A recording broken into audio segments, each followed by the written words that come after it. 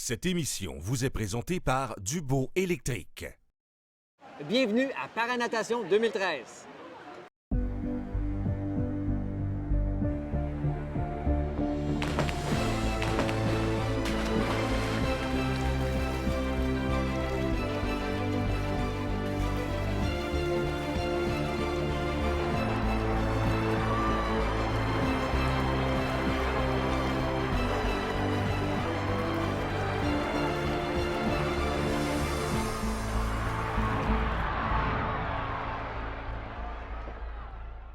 Bonjour, ici Jean-Marie Lapointe au complexe aquatique du parc Jean-Drapeau de Montréal. Je suis extrêmement fier de vous présenter Paranatation 2013, une série d'émissions sur un événement unique et grandiose, les Championnats du monde de natation IPC, édition 2013. Tout au long de la série, on va faire la rencontre d'athlètes qui présentent toutes sortes de limitations physiques ou intellectuelles, mais qui vont vous en mettre plein la vue, ça c'est garanti.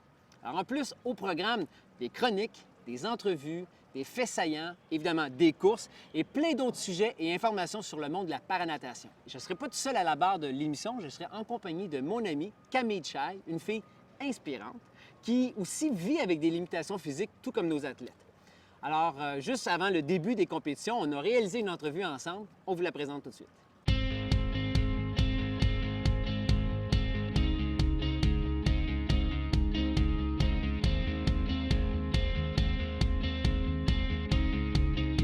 Prête? Ouais, je suis prête. Go! Oh, pas longtemps. Je vais te présenter mon épaule. Comment ça, tu fais ça, toi? Ouais, j'ai des amis, quand ils me voient, ils font « Hey! » Hein? Là, on fait un, là. Comme ça? Ouais. Ils font Ouais. ça? Ah, Bon, moi, je fais les droites, gauche, milieu. hey, c'est bien hot. Donc ça, c'est la meilleure façon de rendre les gens à l'aise avec ton handicap. Tout à fait. Moi, c'est vrai que moi, je suis bien dans mon corps. Puis quand je vois des gens qui sont ouverts, qui sont curieux, moi, tout de suite, j'ai envie d'aller vers eux parce que je veux que... je veux qu'ils sachent qu'est-ce que je mange en hiver. Puis, tu sais, moi, je me vois comme tout le monde. Bien sûr, j'ai ma différence qui est, oui, je suis née sans mon bras et ma jambe. C'est ma particularité physique. Moi, je me sens très proche des gens. Puis c'est vrai que j'aime beaucoup les mettre à l'aise parce que je me sens à l'aise. Tu dois être capable de détecter dans leur regard le malaise, l'incrédulité, la question et tout ça. Alors tout de suite, toi, tu brises la glace et tu vas vers eux. Tout à fait. Puis tu le dis bien parce qu'il y a effectivement plusieurs types de réactions à mon égard. Puis c'est vrai que je le sens tout de suite. Il y a des personnes, tu vois, qui vont plus être très mal à l'aise, qui vont être gênées, qui vont avoir tendance même à m'éviter. Donc, ces personnes-là, quand je sens que, bon, elles sont pas très confortables, je les laisse tranquilles. Ouais. Mais dès que je perçois une petite curiosité ou une ouverture, une envie de venir vers moi, c'est sûr que je vais faire le pas parce que c'est pas parce qu'il manque un bras, une jambe qu'on va pas pouvoir se parler, Non. se regarder dans les yeux ou avoir des beaux échanges. J'ai la chance de vivre ma vie ou de voir les choses soit d'une façon positive, soit d'une façon négative. Ouais. Puis j'ai vite compris que quand je la vis de façon positive, je me sens beaucoup mieux, je me sens beaucoup plus libre et à l'aise. Et c'est ce que j'ai envie de vivre dans mes relations avec les gens aussi. Mon petit plaisir là, dans cet événement-là, ça va être de me laisser inspirer par les athlètes. Puis tu sais, même, moi je me dis, quand je suis inspirée par quelqu'un d'autre, je me dis, si je suis inspirée, je peux être inspirante aussi. C'est un échange, c'est un partage. Ça t'arrive-tu, malgré tout, le positivisme qui t'habite, d'avoir des moments de découragement, de tristesse, le « pourquoi moi ». Je me demande pourquoi moi, mais je me dis que c'est moi qui ai décidé de vivre cette expérience-là. Quand je vois dans la vie de tous les jours à quoi ressemblent mes journées, comment je me sens, ma relation avec les gens, le rapport avec le regard avec les autres, je me dis, j'apprends beaucoup de choses. C'est très riche pour moi, tout ça. Donc, ouais, je suis pas mal à l'aise là-dedans, mais c'est vrai que je vais avoir des moments un peu de découragement, des moments où je vais me sentir fatiguée. C'est normal, ça fait partie de la vie, de mon quotidien, de tous les jours aussi. Mais il y a quelque chose en moi qui me dit de foncer, de continuer à avancer. Puis surtout quand je vis, par exemple, des moments difficiles, de me dire que je vais apprendre de ça, que je vais en ressortir grandi et ça va juste m'aider à me propulser pour l'avenir. C'est vrai que ta vie n'est pas comme la mienne. La vitesse n'est pas la même. Tout à fait. Puis j'aime ça que tu parles de vitesse parce que moi, c'est ce que je suis en train d'apprendre aussi. Je peux pas fonctionner à la vitesse des autres, mais des fois, j'ai tendance à oublier que je suis comme ça. Donc, je me mets dans le rythme de tout le monde. Okay. Mais mon corps me parle assez vite pour me dire, OK, Camille, là, il faut te calmer. Il faut apprendre aussi à prendre soin de moi. Des limites, tu as dû t'en faire imposer toi-même. Mais est-ce à que fait. toi, tu es capable de t'en imposer des limites? C'est une très bonne question parce que c'est vrai qu'on m'a beaucoup imposé des limites. Ça m'a fait beaucoup réagir dans le sens que moi, on me dit « Toi, tu as une limite là? » Je veux dire « Ah ouais, OK, amène-moi le truc puis je vais essayer de relever le défi. » Donc, Mais c'est vrai qu'il faut que j'apprenne à me mettre des limites. Il faut que j'apprenne. Je me rends compte qu'avant, je m'en mettais pas assez et au détriment tu vois, ma santé ou juste mon énergie physique, ça peut me nuire des fois, mais ça fait partie de la vie, donc j'apprends à vivre avec tout ça. En tout cas, c'est un plaisir d'animer avec toi, d'embarquer dans cette aventure. Puis si on avait un bungee, bien, je dirais go, on saute. On saute, c'est bon. Ben, je saute avec toi, Jean-Marie. Yes.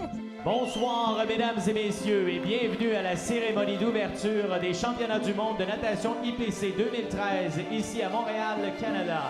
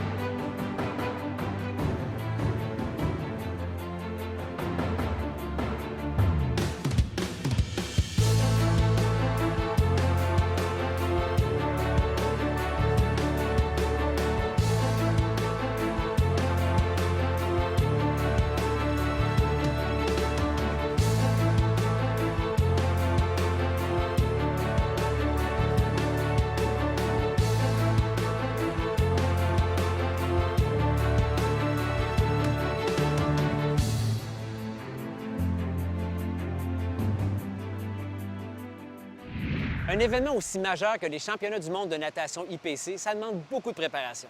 Camille Chai a rencontré un des personnages clés du comité organisateur. Je suis avec M. Anton Vogler. Vous êtes coprésident du comité organisateur des championnats du monde de natation de l'IPC. Est-ce que vous pouvez me parler de votre rôle pour l'événement? Le rôle d'un coprésident, c'est un petit peu de tout. Dès qu'il y a une petite crise, il faut intervenir, il faut trouver des solutions. Puis quand tout va bien, évidemment, on accueille le dignitaire et puis des choses comme ça. Évidemment, il y a un grand rôle de planification au début, mais là, aujourd'hui, nous sommes dans l'exécution. Donc, c'est un petit peu ça, c'est le rôle d'un coprésident. Vous avez besoin de combien de temps à peu près pour mettre sur pied un événement de cette envergure? On a eu 6 mois, en principe, de l'organiser, que c'est un petit peu court. Donc, la planification puis l'exécution, on se fait en même temps. Est-ce que vous pouvez me dire pourquoi est-ce que Montréal s'est retrouvé à être la ville organisatrice de cet énorme événement qui est unique au monde et qui est aussi une grande première en Amérique du Nord? En principe, c'est Natation Canada qui a eu le contrat donc avec IPC. Et puis après ça, ils ont demandé 3 villes de faire une soumission. Donc, nous avons monté une structure financière grâce la participation du gouvernement du Québec, Sport Canada, Tourisme Montréal, les hôteliers de Montréal, et puis évidemment la Ville de Montréal. Nous avons eu un support indéniable, et puis avec ça, notre soumission était vraiment le plus attrayant pour Natation Canada et puis pour IPC. Est-ce que vous êtes d'accord pour dire que c'est un peu une continuité des Jeux paralympiques de Londres? Comparé avec Londres, c'est quand même un gros morceau. Londres, évidemment, on n'a pas le même budget, on n'a pas eu la même planification. Étant donné que c'est une compétition de charnière, évidemment, on a un petit peu moins de temps. Donc, comparer, évidemment, les champs, ils vont le comparer. Ils ont vécu Londres, aujourd'hui, ils arrivent ici et puis ils s'attendent d'avoir exactement la même chose. Donc, je pense que c'est assez difficile de aller jusqu'à ce niveau-là, mais bon, on le fait pour les athlètes et puis on espère que ça va aller bien par la suite. Est-ce que vous pouvez me parler un peu de votre parcours pour être passé du ski, par exemple, acrobatique en tant que commanditaire à la paranatation? Bien, le parcours, bon, je travaille toute ma vie dans le sport, OK? Et puis, par la suite, mes enfants ils ont commencé à nager. Je suis tombé président du club de natation de piscine du Parc olympique, un des meilleurs bâtisses ou bien structures, infrastructures pour faire des compétitions de natation en Amérique du Nord. Nous faisons beaucoup de compétitions, OK? En 2008, on a fait les essais olympiques. 2009, c'est nous qui nous avons fait revenir Phelps. 2011, encore une fois Phelps. 2012, une autre qualification pour les Olympiques de Londres. Donc, on commence à en avoir une bonne connaissance, OK? Et puis, ça s'est ouvert. Et puis, nous avons décidé, bon, on plonge. Et puis, espérons que ça va bien. Les doigts, tout à fait. Ouais. Écoutez, M. Vogler, je vous remercie pour votre présence. Merci beaucoup. Nathalie Dutoit, une athlète paralympique sud-africaine, a été la première nageuse à compétitionner contre des athlètes valides. En 2008, elle a terminé 16e sur 25 en nage en eau libre sur 10 km.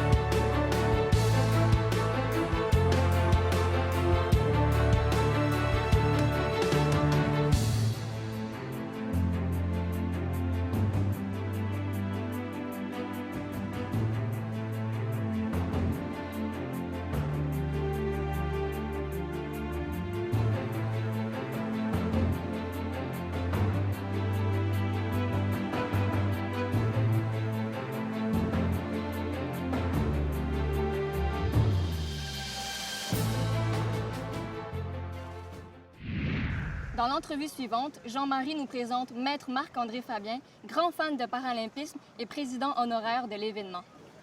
Marc-André Fabien, président honoraire de l'événement, merci beaucoup d'avoir accepté d'être avec nous aujourd'hui. Je suis ravi d'être ici avec vous. Faisons un petit bref retour dans l'histoire. C'est quoi ton lien avec le comité paralympique et les personnes handicapées? C'est arrivé de quelle façon? En fait, c'est arrivé lors d'un tournoi de volleyball international pour personnes avec un handicap physique où on m'a demandé de l'aide sur le plan financier, de trouver des sommes d'argent pour pouvoir finaliser le budget de la compétition, ce que j'ai fait. C'était en quelle année? On parle de 97.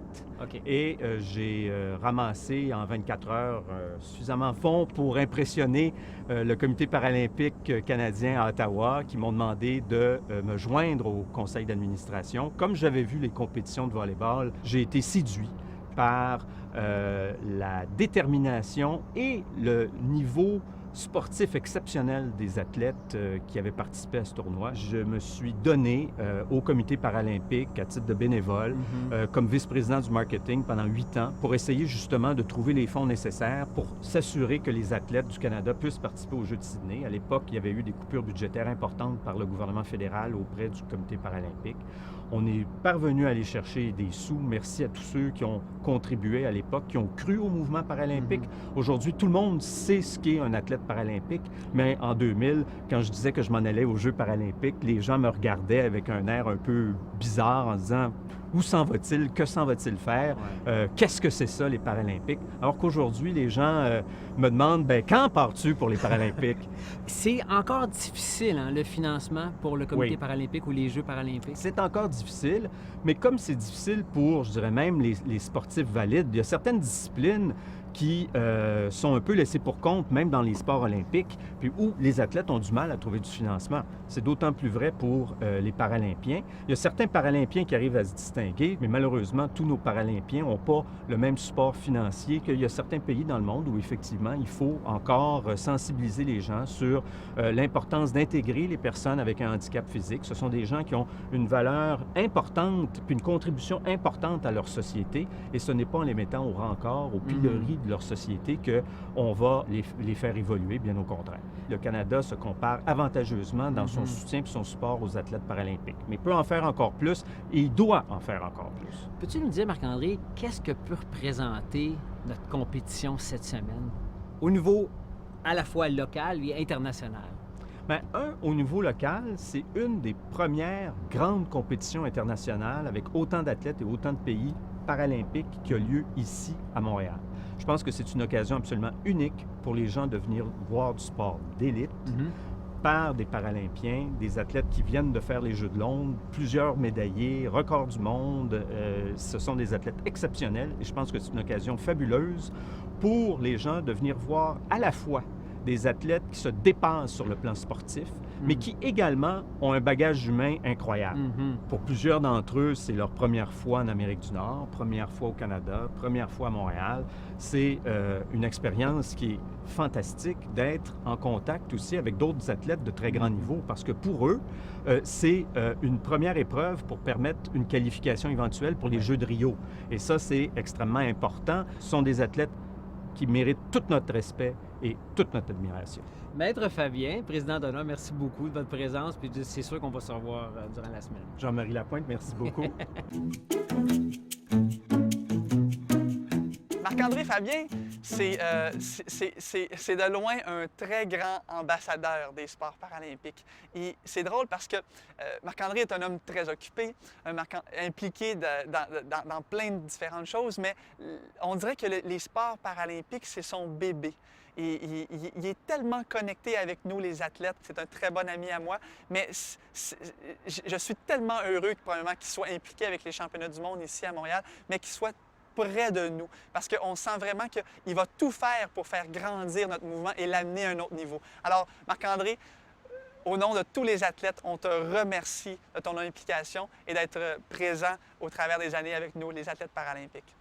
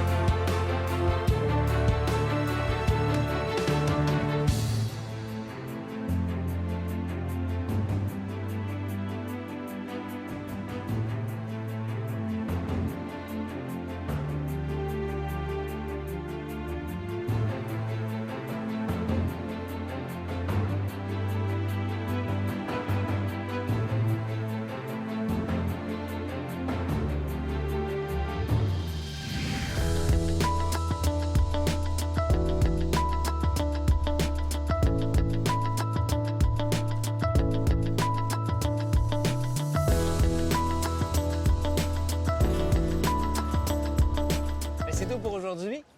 Camille, tes impressions de ta première émission, ta toute première expérience? Pour mon baptême, je peux dire que je me sens vraiment excitée, je me sens motivée, puis je te dirais même que je me sens comme un poisson dans l'eau. Oh, high five! Merci d'avoir été avec nous. C'est un rendez-vous demain pour une autre émission de Paranatation 2013.